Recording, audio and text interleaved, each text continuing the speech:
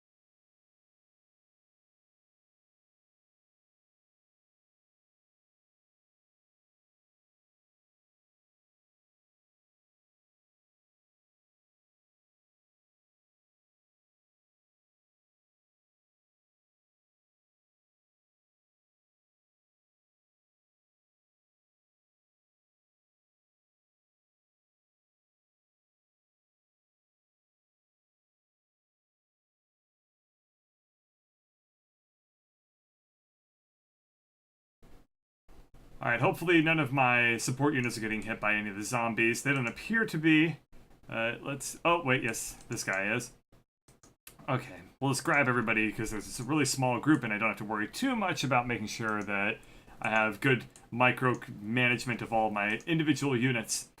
Anyway, this is a very great level. It's also kind of basically lifted entirely from StarCraft. What we have to do is we have to defend Hearthglen, which boils down to surviving for 30 minutes.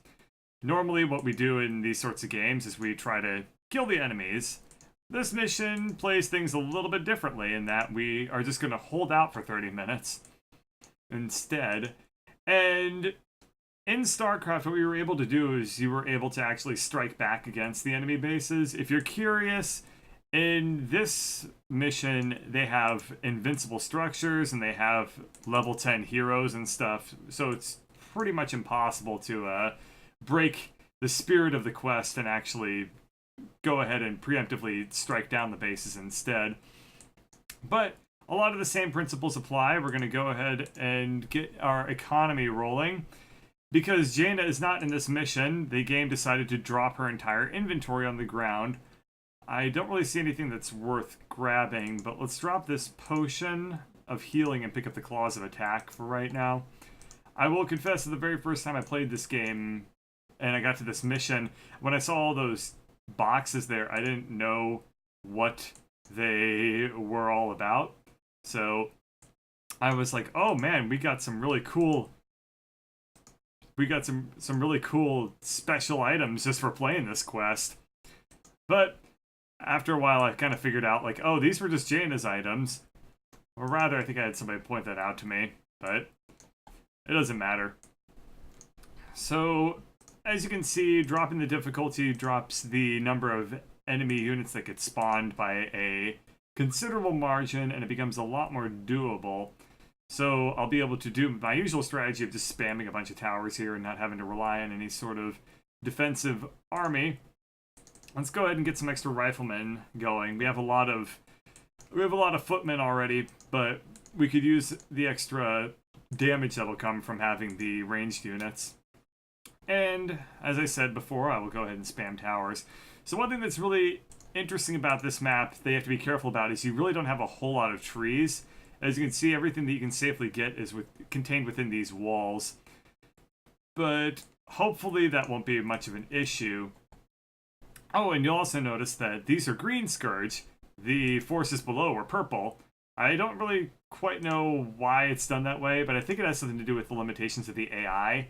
Like, the AIs are only supposed to attack every once in a while, and to get them to attack more often, you have to kind of break up the amount of AIs you have at once. So on the bottom, we'll be facing almost entirely purple enemies. On the top, we'll face green enemies. And if I remember, there were also blue ones, or something to that effect. So yeah, we have 3 gates to watch over. I don't think they come from this direction very often at all. But just to be safe, we will, of course, put some towers there as well. And I think I also need a couple more buildings going on because I'm missing a couple of key structures like the siege tower or the siege cannon, the siege workshop, something like that. Dwarven workshop. Let's just double check. Workshop. Okay, close enough. And you make dwarves there, so it became the Dwarven workshop. But first, we're going to build up the Arcane Sanctum because that's even more useful than the mortar teams will be. But I want to get the workshop up relatively soon because this also is the mission where we've had unlocked special cannon towers, which are even more powerful than the little arrow towers. They're actually very, very powerful because they deal splash damage, and so we're going to want to put up at least one or two behind every little grouping of towers that we have. And as usual, we'll probably want to put a farm wall because that just seems to be pretty good at holding them off.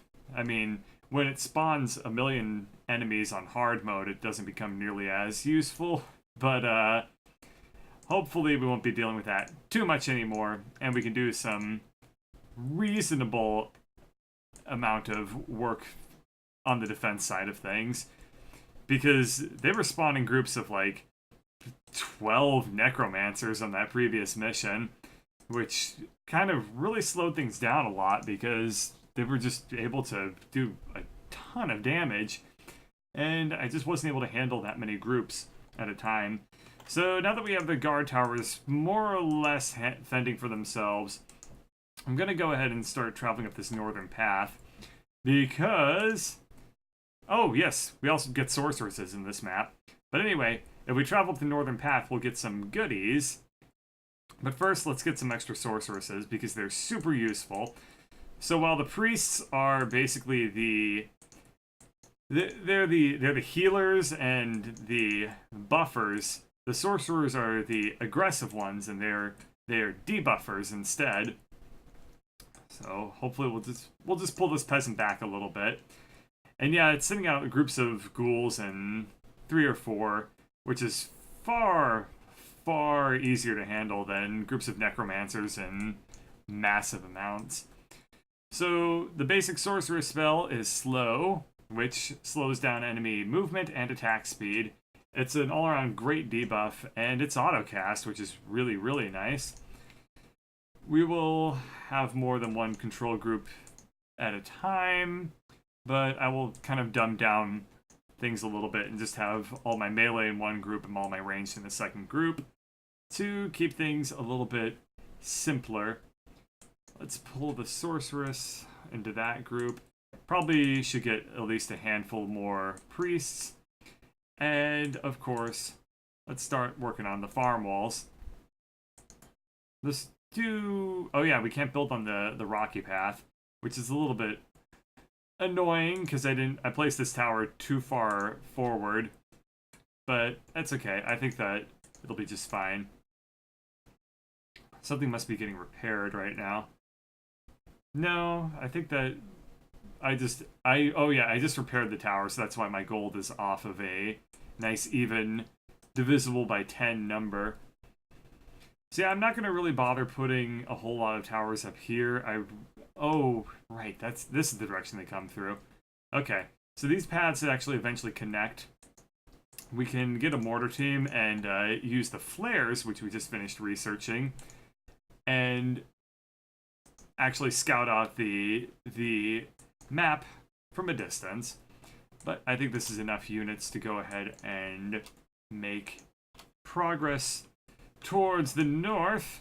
So we'll head that direction. I do believe that the game eventually just kind of notifies you of this quest that you can take up here, but if you head out earlier or later, it really doesn't make much of a difference. Oh no, peasant, are you okay? Okay, yeah, the peasant's just fine. So that's a problem. They're able to hit those farms from much farther away than the towers can hit.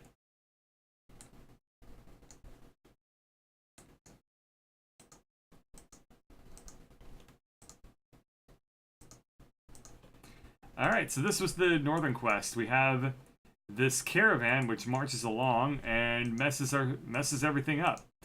So we're going to go ahead and try and head them off well before they get to this last village over here. You can, if you're awesome, put a town hall up here and utilize this gold mine as an expansion, but it's completely overkill. In fact, I think in almost all of the single-player missions, you so very rarely need expansions because the first base is always pretty much good enough.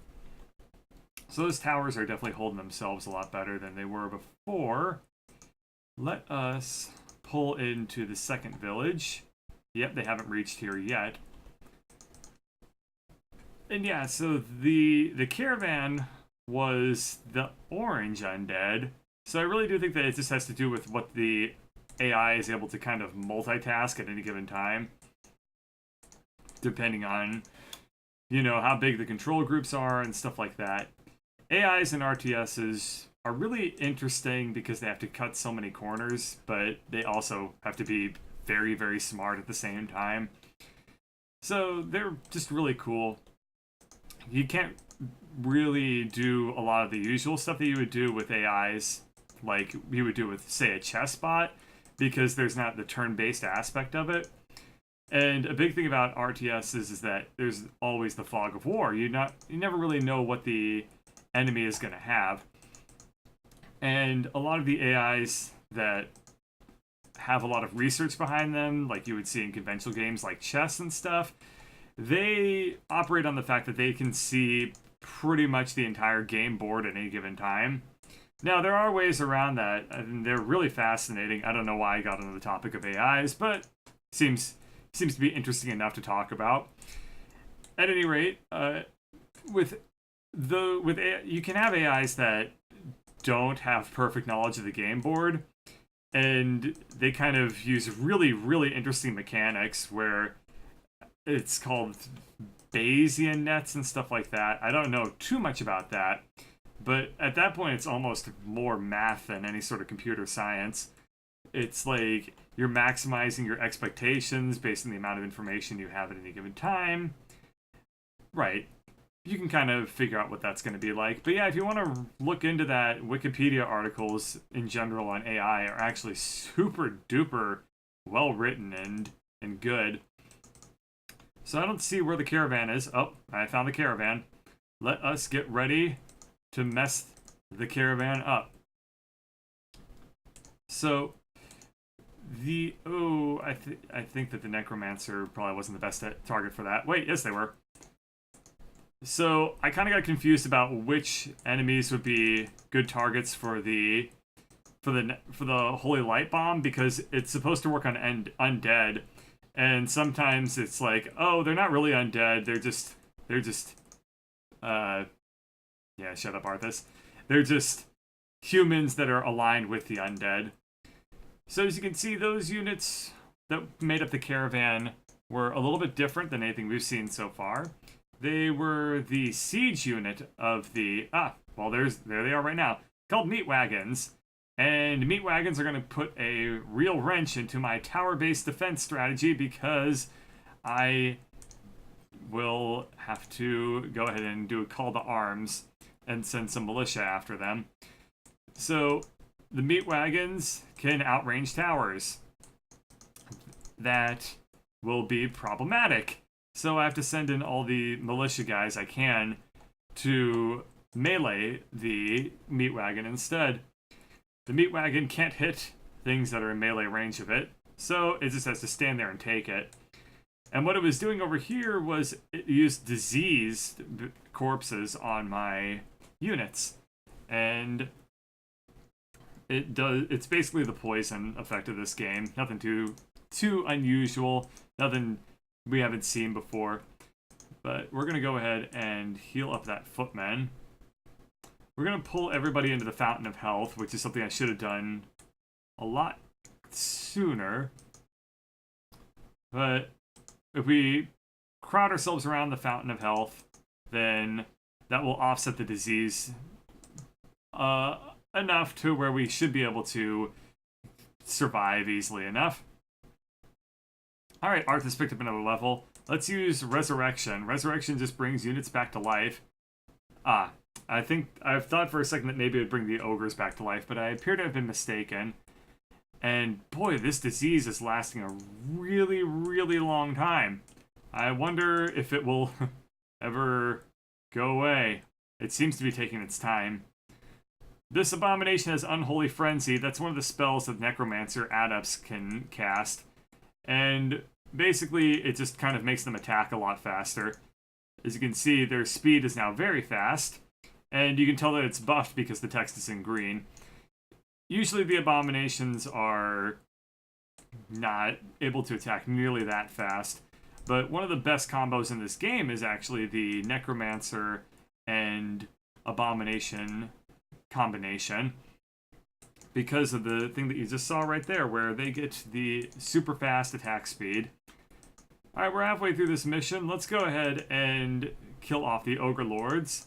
The Ogre Lord just used a pretty neat little spell, which does damage in a big line like that. And I think that you see that stuff in, like, Dota, where it also does stun effects and things like that. I'm going to drop the Bracer of Agility to pick up the gauntlets of Ogre Strength to go ahead and actually get a stat bonus to a skill that Arthas actually uses. Well, oh, okay. I thought that tower was being constructed. It appears to just be up. I thought it was being upgraded. It appears to still just be under construction. My mistake. So, just for fun, we've pretty much done this entire mission. Let's start launching off flares so I can show you what sort of forces the enemy base has. If we wanted to, we could attack. We would not do a particularly good job. I think that... yeah, there's a lot of defensive structures going on here. Let's see if we can find their heroes. Let's launch that. I don't see the heroes. Wait, yeah, there we are. It's a level 6 Lich. Arthas himself is level 6 as well. So it's not too out of what we're capable of fighting. But it definitely would make things a little bit challenging. Especially considering that we only have one hero because Jaina done gone away. Go ahead and repair up those towers. So flares take about 60 seconds to recharge. Let's just make a whole bunch of mortarmen, scout out the map. We can see what sort of crazy things they have waiting for the intrepid people who attempt such a quest as to kill those bases. I think... wow. I don't know why I thought that. I was thinking maybe you would get an achievement or something for killing all of the bases, but then I realized that there was no such thing as achievements back in the day of this game. We have another meat wagon. Luckily our army is here this time, so we should be able to just charge it. And we're gonna have our army available for the rest of this mission, I think. Don't see any reason why we won't. And that tower went down because I couldn't really do anything about getting that meat wagon dead in time. But that's okay. It's not the end of the world. We'll just build up another tower. It's just how we'll have to do it. Let's launch another flare.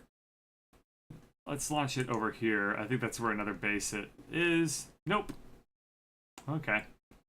But the bases are definitely connected. You can see that they have the ability to go down this path or this path. And here comes an abomination. You can see that their speed is normally extremely slow. And also, our trees are nearly gone. Huh, told you that would happen. Okay, so we never got around to making farms in this area. Let's go ahead and do that. That should probably help a lot with the meat wagon situation because they won't be able to just nuke all my buildings from afar anymore. Hopefully the meat wagons will target down the farms instead of the towers, and they appear to target the towers anyway. That's fine. I don't even care. It doesn't even matter to me.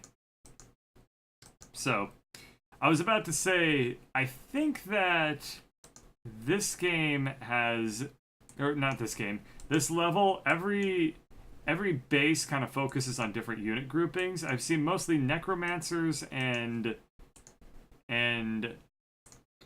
ghouls and meat wagons and stuff coming from the northern path, and mostly the abominations and necromancer combos coming from the southern path. So there must obviously be some sort of AI going on there where the bases are specialized. Let's see. Sacrificial pits are cool. They allow you to do some cool stuff. We'll see them when we get to the undead side. Spoiler alert, I mean, it's not like you're probably too surprised about that. If we've been able to play as everybody else, so I don't see why we shouldn't be able to play as the undead at some point too. Looks like if we wanted to, we would be able to sneak around. That Ogre Mauler probably has some stupid item, like a Scroll of Protection or something like that, just to incentivize you to go down south and sneak around, even though there'd be pretty much no point to fighting the base. Oh boy, I lost my peasant. That's okay. They're just peasants. They don't have feelings. They have, I don't know, gold pieces to tax, and even not a whole lot of that, or whatever else peasants are good for. Practicing oppression? I don't know. And as you can see, the tooltip says we have 10 minutes until Uther gets here, and the mission is over. So I don't think that anything really exciting is going to happen for the next few minutes. So I'll just fast forward until something interesting happens. Well, we're playing them games for YouTube. Alright, so we're about 3 minutes out from the end of this here, end of the mission, and at some point pretty soon, they're supposed to launch a all-out super mega attack to end all attacks on the base, and then in the last second, Uther comes in and saves us all. I'm gonna try and do so well at defending the base that they don't even come close to getting through to killing me and having me lose the mission almost, and then cinematically Uther saves the day. Because then the dialogue will probably be something like, I saved you, Arthas, and Arthas will be like, I owe you one, Uther, we were nearly toast. And then, you know, we actually have just been doing just fine. Looks like they're building up yet another attack group. And maybe, I think at the very end, they just kind of spawn in a whole bunch of units. Like, they don't just build them up at the base. They just are scripted to appear at that time. By the way, this flare ability in multiplayer, other players can totally see that when you do it. So it's not exactly inconspicuous. I wonder what the hero of the other base is. If there's a Lich on that side, then I bet what we have is one of the guys with the wings. Let's see. Come on. Oh, nope, it's just two Liches. Yes, here we are. This one is a level 10, though. I told you one of them was level 10. So, level 10 heroes are extremely powerful. They will probably put a pretty big dent into my army just by the very nature of them being nearby. But hopefully that won't become an issue. I'm going to put peasants here, have them set to auto-repair any of the buildings, and there went the gold mine. If it were an issue, we would just send somebody up over here to build another expansion, but I don't think we're going to need that because with a minute to spare, it'll take us the amount of time just to get there. That's what I meant to say. That's not what I meant to say. Derp. Okay. It'll take us more than a minute to get there and build up the town hall anyway, so there's not really a point. Also, Mortarman, what you doing? You being super derp right now. But, oh, I lost my peasant, and that put me down in upkeep at least. So, little silver lining to that cloud. And this is definitely the super attack at the end of the wave. Let's pull our units back into where they can actually actually fight them. And yeah, I think we're going to kill at least that hero, so that's nice. But we will just continue to fight down here as much as possible. And we've lost some units already, but it's okay because Arthas can just use his resurrection spell and bring them back to life. That was totally overkill or wasteful to just use it on one unit, but I kind of just wanted to show it off. And with 4 seconds to spare, will we survive? Will we live? Also, as you can see, they just wrecked all the, like, the level 10 Lich just wrecked all of those buildings completely by himself.